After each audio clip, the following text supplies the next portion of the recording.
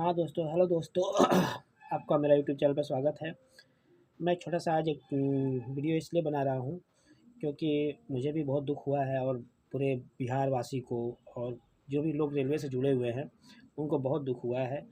ये रेलवे से कुछ संबंध में कुछ बात है, जानकारी है जो मैं आपके साथ शेयर कर रहा हूँ अपने वीडियो से।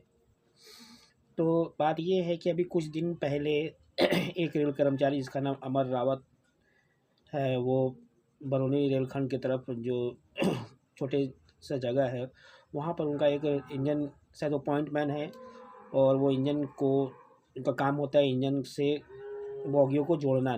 तो उसी बीच में वो कोई गलत सिग्नल की वजह से वो उनका एक्सीडेंट हो गया और वो उसी में दब कर बकायदे मर गए। उनकी मतलब बहुत दर्दनाक मौत हुई। तो ये आप लोग देखे होंगे, बहुत से न्यूज़ में भी चला था ना अभी कुछ दिन पहले।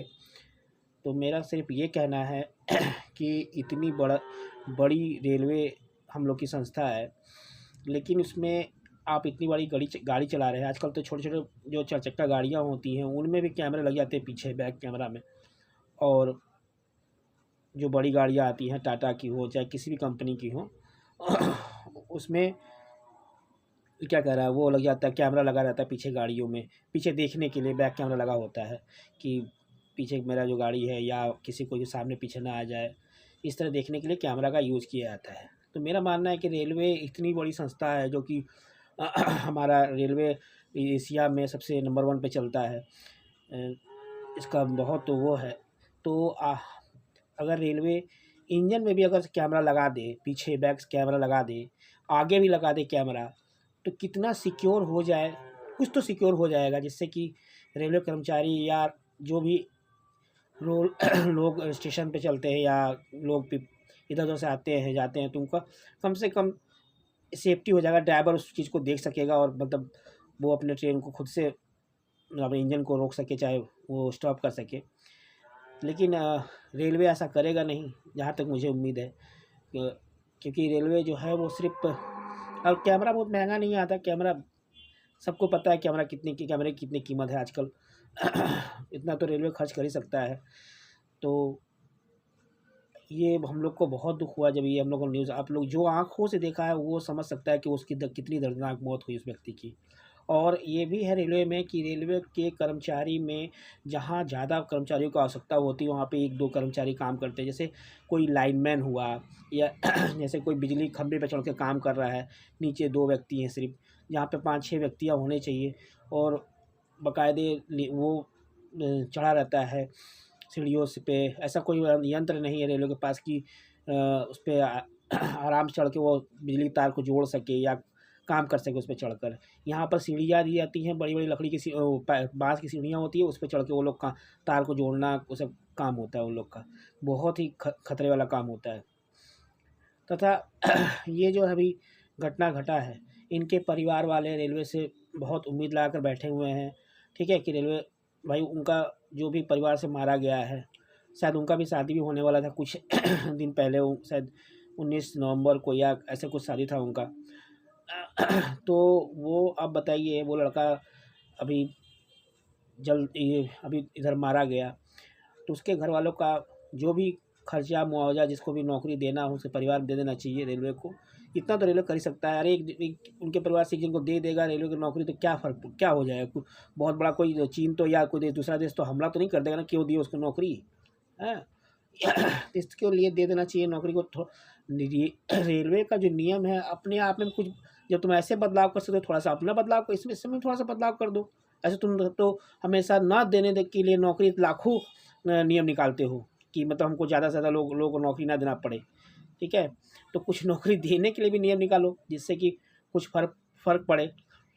लेकिन रेलवे इतना ये सब करेगा नहीं। गवर्नमेंट जो है सिर्फ अपना फ़ायदा 99% देखती है और जो आम पब्लिक का उसका फ़ायदा सिर्फ 1%, चाहे वो कोई भी कंपनी हो रेलवे हो चाहे बड़ी बड़ी कंपनी जितनी भी हो, वो अपना फ़ायदा 99% देखती हैं और 1% फ़ायदा पब्लिक का उसमें देखती है। तो समझ लीजिए कि कितना हम लोग का भारत, हम लोग कहते हैं कि भारत को हम लोग अमेरिका के स्तर पर ले जाएंगे, ठीक है। हाँ, तो सर मैं कहाँ पर था कि रेलवे को हम लोग कहते हैं कि हमारा रेलवे अमेरिका से टक्कर करेगा, चीन से टक्कर करेगा, जापान से करेगा। अरे क्या करेगा रेल टक्कर? जब तुम इतने सारा उनका टक्कर करने में कम से कम हम लोग को 40 साल लग जाएँगे। वो देश इतने डेवलपमेंट अपने खर्च करती है जिस चीज़ पर, वो हम लोग ऐसा खर्च कर ही नहीं सकते। गवर्नमेंट हम लोग खर्च करना नहीं चाहती है, लेने के लिए तैयार रहेगा। जैसे अगर आप गाड़ी लिए हो, किस्त पर लिए हो, चाहे लोन पे लिए हो, तो अगर आप किस्त भरना देख लीजिए, आपको किस्त भरना या आपके अकाउंट से कटना होगा, तो उस दिन कोई छुट्टी मायने नहीं रखता। उस दिन उस तारीख को अगले, जैसे आज 6 तारीख है तो अगले 6 तारीख को कट ही जाएगा, चाहे कोई भी छुट्टी रहे। लेकिन देने का होगा पैसा, लोग तो बैंक बंद, ये बंद, सब बंद बंद रहेगा। लेकिन लेने का होगा तो सरकार को तो तुरंत आपसे ले लेगा पैसा। लेकिन देने के मामले में वो 1 रुपया आपको देने देगा नहीं देगा, जब तक आपका कुछ ले ना ले वो। ठीक है, तो ये बड़े बड़े बातें सब बोलते हैं, जितने भी नेता आते हैं, चाहे कोई भी हो, आते हैं कि हम अमेरिका बनवा देंगे, जापान करवा देंगे, चीन बना देंगे, ऐसे वो कर देंगे, इतना सुविधा दे देंगे। कुछ नहीं देते सब, खाली अपना फ़ायदा 99%, 1% पब्लिक का फ़ायदा। वो फ़ायदा नहीं कहेंगे उसको, पब्लिक का फ़ायदा नहीं कहेंगे, नुकसान ही कहेंगे 1% में तो फ़ायदा। एक 1 रुपया कुछ बढ़ोतरी नहीं होता पेमेंट में। आज भी जो प्राइवेट में काम करते हैं, बहुत छोटी छोटी जगहों पर जहाँ काम करते हैं, वहाँ पे जो कि है दुकान वाले शोषण करते हैं। दुकान वाले के पास उतना इनकम नहीं हो पाता कि वो उसको इतना पैसा दे पाए। ठीक है, तो शोषण भी होता है, इसलिए खैर ये सब बात की बात है। ये सब तो हम बाद में और वीडियो बनाएंगे इसे, और आप लोग सुनिए देखिएगा। लेकिन अभी रेलवे कर्मचारी का जो मौत हुआ है, रेलवे से मेरा रिक्वेस्ट है कि उनके परिवार को कुछ न कुछ, कहीं न कहीं उनके परिवार से आप मिलिए, उनसे बात कीजिए, और उनको जो भी हो चीज़ आपसे बनता है उनके लिए कीजिए। ठीक है, तो मेरा रेलवे से यही बस रिक्वेस्ट है। और आप लोग भी, पब्लिक भी सपोर्ट कीजिए उन बेचारे का।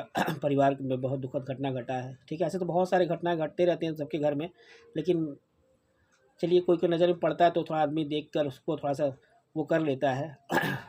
उसके साथ हो जाता है, तो ठीक है। आगे धन्यवाद दोस्तों।